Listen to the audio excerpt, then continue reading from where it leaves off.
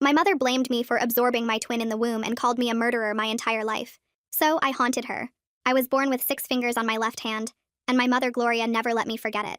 She told everyone who would listen that I was supposed to be a twin, but I absorbed my sister in the womb and stole her life. The 6th finger was proof that I was a monster who killed her real baby. The doctor told her that wasn't how it worked, but Gloria didn't care about science. She cared that she was supposed to have 2 daughters and instead got me, who she called a parasite. My dad Richard left when I was 4 because he couldn't stand Gloria's obsession with the twin that never existed. Gloria blamed me for that too. She said if I hadn't eaten my sister, Richard would have stayed for his real daughter. Growing up, Gloria made me wear gloves to hide my hand. She told teachers I was deformed from a birth defect and needed special accommodation to do things one-handed. She never let me swim or do sports where people might see. She introduced me to people as her surviving daughter and would tear up about the one she lost, while I stood right there knowing she meant I killed my twin. When I was 12, Gloria started making me eat at a separate table because she said looking at me during meals made her think about how I consumed my sister. When I was 14, she moved all my stuff to the basement because my room belonged to the daughter she was supposed to have. She kept that room as a shrine with baby clothes and toys for a girl named Lucy who never existed. She'd buy presents every year for Lucy's birthday and leave them in that room. She'd cry and tell me Lucy would have been beautiful and talented and perfect, not a murderer like me. I had to get a job at 15 because Gloria said she wasn't wasting money on someone who stole her real child's future. She'd spend hundreds on Lucy's shrine but wouldn't buy me school supplies. My grandmother Rose tried to intervene once, but Gloria told her I'd threaten to hurt her if she didn't get me things. Rose believed it because why would a mother lie about her own child? Gloria told the whole family I was violent and unstable, probably from absorbing another person's soul. They started avoiding me at gatherings. My Aunt Beth would hold her baby tighter when I walked by. My cousin Andrew wouldn't let his kids near me. When I turned 18, Gloria demanded I pay her back for raising me. She calculated what Lucy's life was worth and said I owed her $200,000 for stealing it. She actually wrote up a payment plan and tried to make me sign it. When I refused, she went to my job at the bookstore and told my manager I was a thief who owed her money. I almost got fired until I explained my mother was unwell. That's when I found Gloria's diary while she was at her grief support group. She went every week to cry about losing Lucy. The diary went back 20 years, from before I was even born. The entries were insane. She'd written about Lucy visiting her in dreams, about feeling Lucy's presence, about Lucy telling her I was evil. But the interesting part was, Gloria had convinced herself Lucy was trying to come back. She believed if she suffered enough, if she grieved enough, Lucy would return somehow. She'd written about signs and messages and waiting for Lucy to manifest. Perfect. I started leaving things around the house that Gloria would think were signs. I'd move Lucy's toys to different positions when Gloria was out. I'd spray the perfume she'd bought for Lucy in hallways. I'd play music boxes in the middle of the night from inside the walls. Gloria started getting excited, telling her grief group that Lucy was finally reaching out. Then I started writing notes in child handwriting and leaving them in Lucy's room. Simple things like, "Why did you let her hurt me?" And "She trapped me," and "I want to come back." Gloria found them and sobbed for hours. She started apologizing to the empty room for not protecting Lucy from me. I escalated from there. I recorded myself whispering "Mommy" in a high voice and played it from hidden speakers when Gloria was alone. I'd call the house phone from burner phones and breathe into it. I'd leave wet footprints from Lucy's room to mine. Gloria became convinced Lucy's spirit was trapped in the house because of me. She brought in a medium who was obviously a scam artist, but told Gloria what she wanted to hear for $300. The medium said a dark presence was preventing Lucy from crossing over. Gloria tried to kick me out, but I'd already established tenant rights, and she couldn't legally evict me without cause. The final phase was the reunion. I hired a girl from my theater class named Amy, who looked enough like me to be a sister. I paid Amy $200 cash and made her promise not to tell anyone about this. She counted the money twice, then looked at me with those big worried eyes and asked if I was sure about going through with it. I told her Gloria had it coming and showed Amy the scars on my arms from where Gloria had pinched me hard enough to break skin when I was 10. Amy stopped asking questions after that. We spent 3 hours in my basement room going over every detail. I played the home videos I'd found in Gloria's closet. Old VHS tapes from before I was born where Gloria talked to her pregnant belly about having twin girls. Amy watched Gloria's voice patterns, the way she drew out certain words, the slight lisp on her S sounds. Then Amy practiced in that high, childlike voice, making it sound sweet but sad, innocent but accusing. She got it perfect on the 6th try, too. I felt my stomach twist with something that wasn't quite excitement and wasn't quite fear. I showed Amy the clothes I'd bought to match the ones in Lucy's shrine room. A white dress with pink flowers that Gloria had purchased last year for a child who would have been 20 years old. Amy held up the dress and asked how old Lucy was supposed to be. And I realized Gloria had never decided on an age. She just bought whatever felt right. We settled on making Amy look about 8 years old. Young enough to be heartbreaking, but old enough to deliver the message clearly. I set everything up on Friday afternoon while Gloria was at the grocery store. I hid wireless speakers behind the curtains in the hallway, taped one under Lucy's bed, placed another inside the heating vent. I tested each one with my phone, adjusting volumes until the whispers would sound like they came from inside the walls. Amy arrived through the basement window at 6, and I helped her get dressed in Lucy's room while my hands shook so bad I could barely work the buttons. She looked at all the toys and unopened presents and asked how long Gloria had been doing this. I told her 20 years, my whole life, and Amy's face went pale. I positioned her in the closet where she'd have a clear view of the doorway, but stay hidden until the right moment. I gave her a small flashlight to hold behind her back, so when she stepped out, she'd be backlit and glowing. We did one final practice run, and Amy's Lucy voice made the hair on my neck stand up. I heard Gloria's car pull into the driveway at 7:15, right on schedule, and my heart started hammering against my ribs. The grief group members arrived one by one over the next 20 minutes. 6 women who enabled Gloria's delusion every single week. I watched from my hidden camera as they settled into the living room with their tea and tissues, ready for another evening of crying over losses real and imagined. Gloria started the meeting like always, going around the circle asking each woman to share their grief. I waited until it was Gloria's turn, until she started talking about Lucy, and how much she missed her baby girl. That's when I triggered the first speaker. The whisper came through so soft at first that only one woman noticed, her head turning toward the hallway. I increased the volume gradually, letting the word mommy drift through the house like smoke. Gloria stopped talking mid-sentence, her cup freezing halfway to her mouth. The other women heard it too now, all of them going quiet and still. I triggered the second speaker, then the third, layering the whispers until they seemed to come from everywhere and nowhere. Gloria stood up fast enough to knock over her tea, the hot liquid spreading across the carpet while she stared at the ceiling. One of the grief group women started praying out loud. Another grabbed Gloria's arm like she needed protection. Gloria pulled away and moved toward the stairs, her whole body shaking. I watched her climb each step, the other women following close behind, all of them whispering to each other about miracles and signs. The whispers got louder as they reached the second floor, and I saw Gloria's face change from fear to desperate hope. She walked straight to Lucy's room and pushed open the door. That's when I gave Amy the signal, one quick flash of my phone screen. Amy stepped out of the closet right on cue, the flashlight behind her making her glow in the dim room, her white dress catching the light. Gloria made a sound I'd never heard before, something between a gasp and a sob, and dropped to her knees so hard I heard the impact through the camera. She reached out with both hands, calling Lucy's name over and over. Amy stepped back exactly like we practiced, staying just out of reach, her face blank and sad. The grief group women crowded in the doorway, some crying, some staring with their mouths open. One pulled out her phone and I almost panicked, but she was just recording, capturing Gloria's miracle for proof. Amy started speaking in that perfect childlike voice, asking why Gloria let her get hurt, why Gloria loved the monster more than her real daughter. Gloria's face twisted up in pain, and she swore she always loved Lucy more, that she never forgot, that she'd been waiting and waiting for this moment. I watched my mother completely fall apart, sobbing so hard her whole body shook, and I felt this rush of pure satisfaction flood through me. But right behind it came something else, something cold and sick that made my hands go numb. Amy kept talking, saying exactly what we'd practiced, and Gloria kept sobbing and reaching and begging. The grief group women were crying now too, convinced they were watching a real spiritual visit. I recorded everything on my phone, evidence of my perfect revenge. Amy faded back into the closet, and I killed the lights for just a second, long enough for her to slip out the window onto the roof like we'd planned. When the lights came back on, Lucy was gone and Gloria was screaming. The grief group women rushed to comfort her, but Gloria pushed them away, crawling to the closet and yanking it open, searching for Lucy in the empty space. She pulled out dresses and toys, threw them across the room, called Lucy's name until her voice went hoarse. I watched from my camera and felt absolutely nothing, just this weird blank space where emotions should be. The women finally got Gloria downstairs and called someone, maybe a doctor. I couldn't hear clearly. They stayed with her for hours, taking turns holding her hand while she stared at nothing and cried. I stayed in my basement room, listening to Gloria's breakdown through the walls, and I couldn't sleep at all. I kept replaying Amy's performance, the way Gloria's face looked when she thought Lucy had really come back, the sound she made when Amy disappeared. Around 3 in the morning, I heard Gloria go back upstairs to Lucy's room, and she stayed there talking to empty air, apologizing over and over to a daughter who never existed. The next morning, Gloria was still in that room when I went to check on her.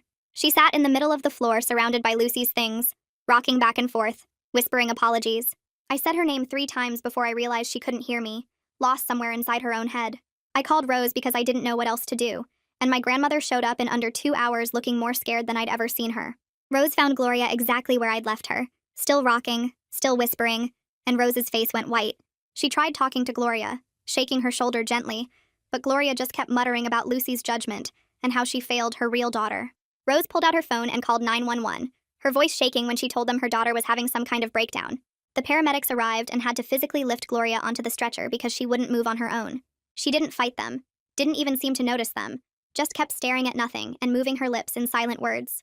Rose rode with her in the ambulance, and I stayed at the house, sitting in the kitchen while my carefully planned revenge turned into something I didn't recognize anymore. Rose came back that evening and sat across from me at the table, really looking at me for the first time in my entire life, seeing me as an actual person instead of the threat Gloria had painted me as. She asked what happened, and I told her a version of the truth, that Gloria's obsession with Lucy had finally eaten her alive from the inside. Rose stared at me for a long time, then said she always knew Gloria's grief wasn't normal, but she never thought it would end like this, with Gloria completely broken and unreachable. I felt something crack inside my chest, all those careful justifications I'd built up starting to crumble, and I couldn't tell if I felt guilty or vindicated or just empty.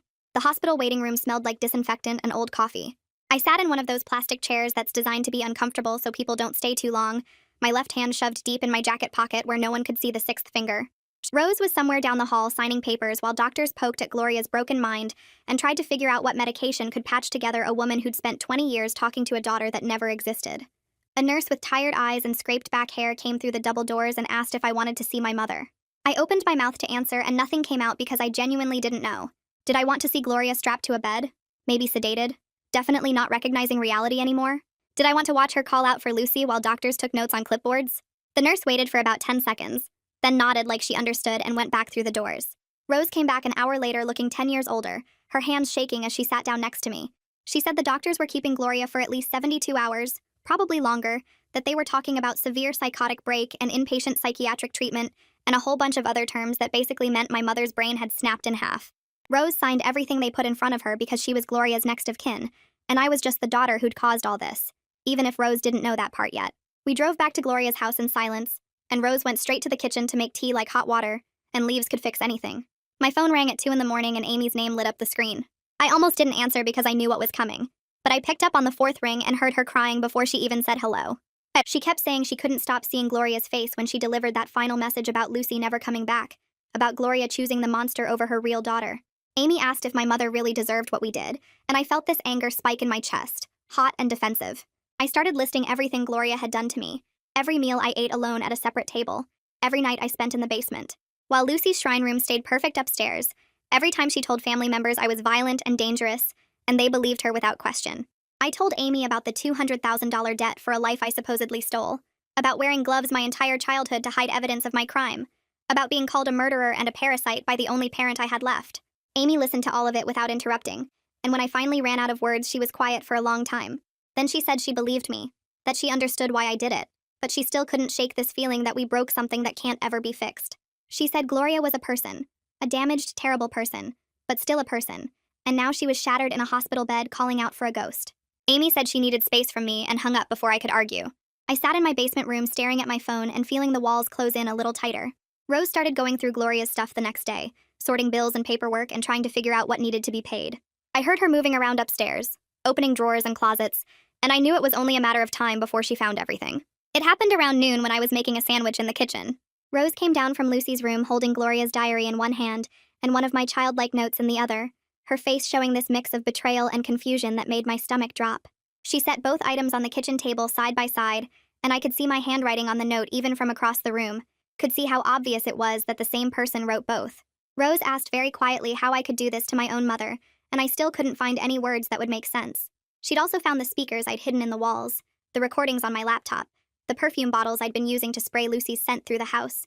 Rose had laid it all out like evidence at a crime scene, and now she was looking at me like I was someone she didn't recognize. I sat down at the table and told Rose everything. Not the sanitized version I'd given Amy, but the real story of growing up with Gloria. I told her about being 4 years old and understanding that my mother blamed me for existing, about the gloves I had to wear even in summer, about teachers who thought I was deformed and kids who avoided me because their parents said I was wrong somehow. I told her about moving to the basement at 14 and watching Gloria buy presents for Lucy every single birthday while I got nothing. I told her about the shrine room that should have been mine, about eating alone while Gloria stared at me like I was something that crawled out of a drain.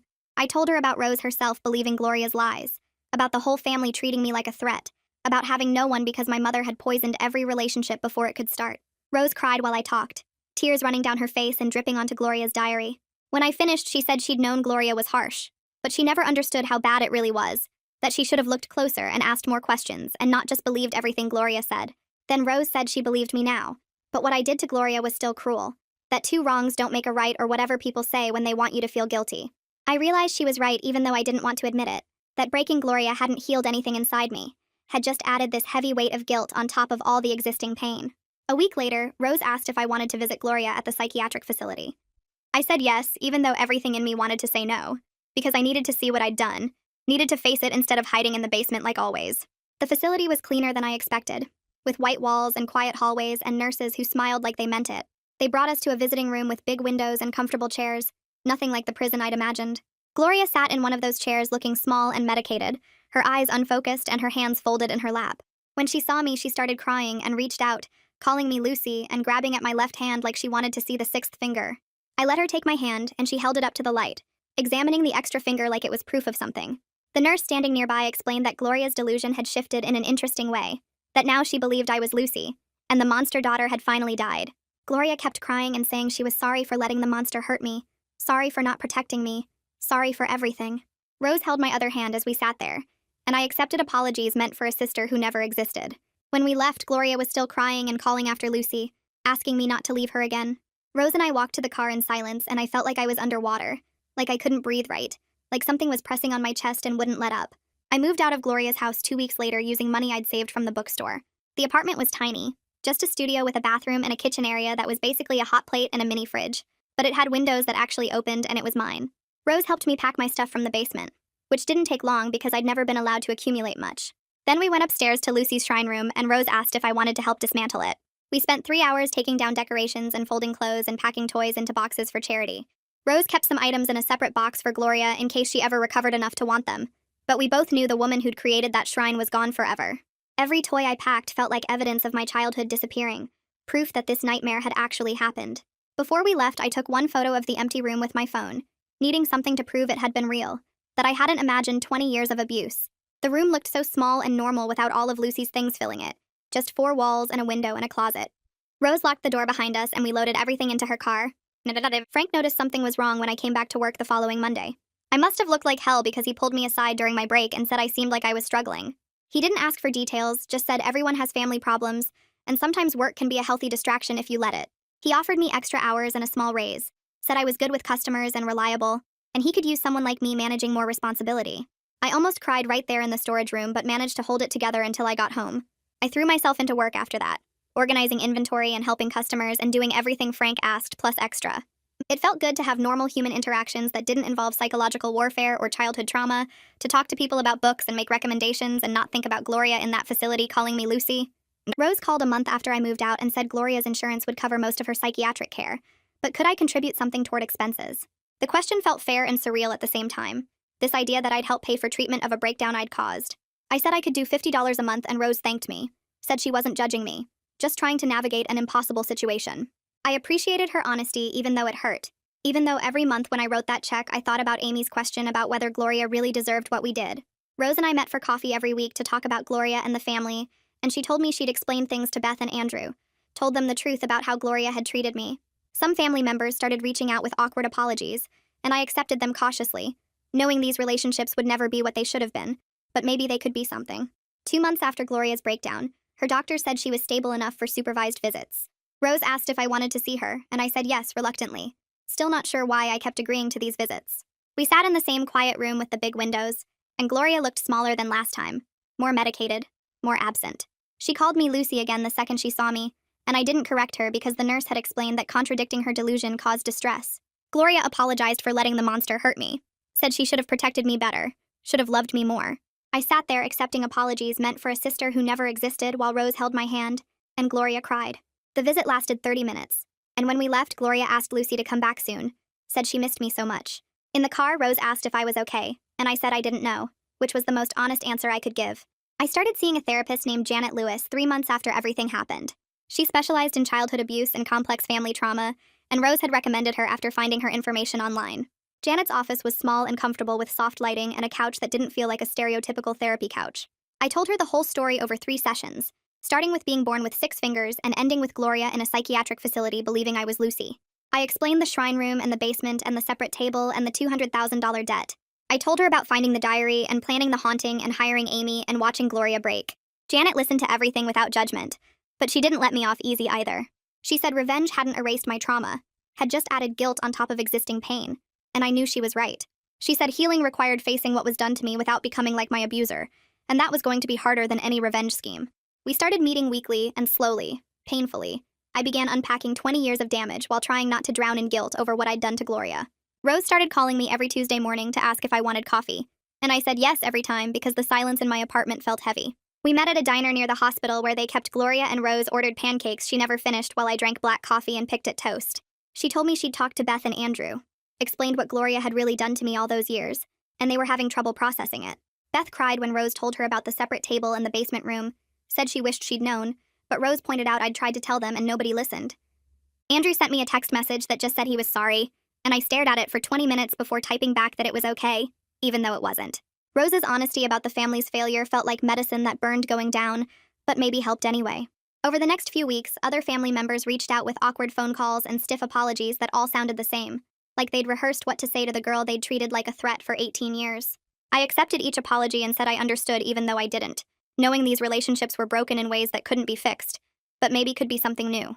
Rose and I kept meeting every Tuesday, and slowly we talked about things besides Gloria, like Rose's garden and my job at the bookstore, and whether I'd ever want to go back to the school. She never pushed me to forgive anyone or pretend the past didn't happen, just sat across from me eating pancakes and treating me like a real person who deserved space at the table. 6 months after Gloria's breakdown, Rose called on a Wednesday instead of Tuesday, and said the doctors thought Gloria could move to a group home.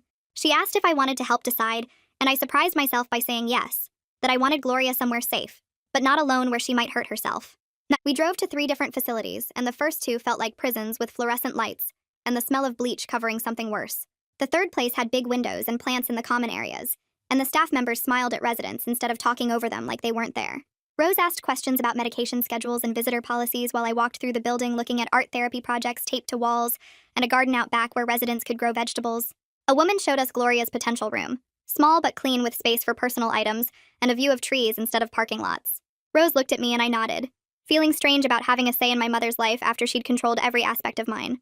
We sat in an office while Rose signed paperwork, and the director explained Gloria would have structure and support, but also independence to make choices within safe limits. When we finished, Rose squeezed my hand in the parking lot and thanked me for coming, said it meant something that I cared enough to help even after everything. I didn't know if I cared or just didn't want Gloria's suffering on my conscience, but I squeezed back anyway. I started visiting Gloria once a month on Sunday afternoons when the group home had the fewest other visitors. She sat in the common area with her hands folded, smaller than I remembered, and when she saw me, her face lit up. She called me Lucy like she always did now, and I didn't correct her, just sat down and asked about her week. She told me about art therapy where she made clay bowls, about a new resident named Margaret who talked too much, about the garden where she planted tomatoes that were starting to grow. She showed me a drawing she'd made of flowers, and I said it was pretty, even though the proportions were off and the colors didn't match anything real. Gloria seemed happy in her delusion, living in a world where her real daughter visited, and the monster was finally gone.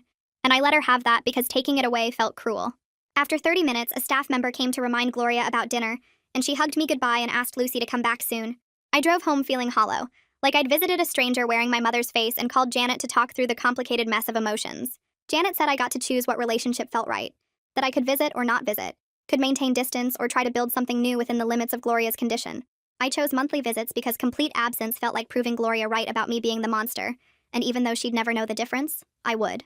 Frank called me into his office at the bookstore on a Tuesday morning, and I thought I was getting fired for being late too many times. Instead, he offered me assistant manager, said I'd shown up consistently for a year, and helped customers better than anyone else on staff.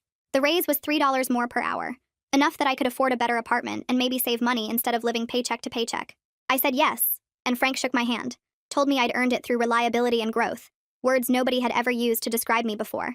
I called Rose from my lunch break and she actually squealed, said we should celebrate by apartment hunting that weekend.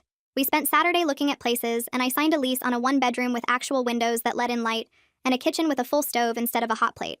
Rose helped me move the following weekend, and we painted the walls a soft blue that felt calm instead of the dingy white of my old studio.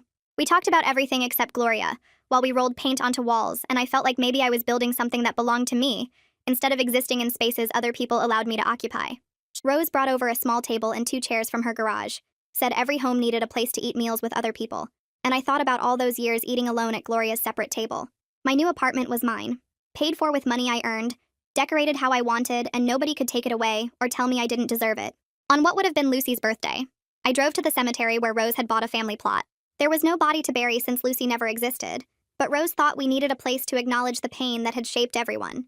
The stone was simple gray granite with Lucy's name and the dates she would have lived, and I stood there with my 6-fingered hand resting on the cold surface. I thought about the sister I never had, the one Gloria loved more than me despite her never taking a single breath, and how that absence had filled my entire childhood with shame and isolation. I thought about Gloria in her group home making clay bowls and believing I was Lucy finally returned, living in a delusion I'd helped create through my revenge. I thought about the haunting and Amy's face when she asked if Gloria really deserved what we did, and how I still didn't have a clean answer to that question. Janet said healing wasn't about being completely fixed or erasing what happened, just about learning to carry the weight without letting it crush you into someone you didn't want to be. I wasn't healed and probably never would be, not completely. But I was learning to exist in the world as myself instead of as Gloria's monster or Lucy's murderer. Life wasn't fair or neat, and I'd done things I couldn't undo to someone who'd done worse things to me first, and somehow I had to live with all of it. I placed flowers on Lucy's stone, yellow roses because they seemed right somehow, and drove back to my apartment where the walls were blue, and the table had 2 chairs, and nobody called me a parasite. It wasn't redemption or justice or even peace, but it was mine, and that had to be enough.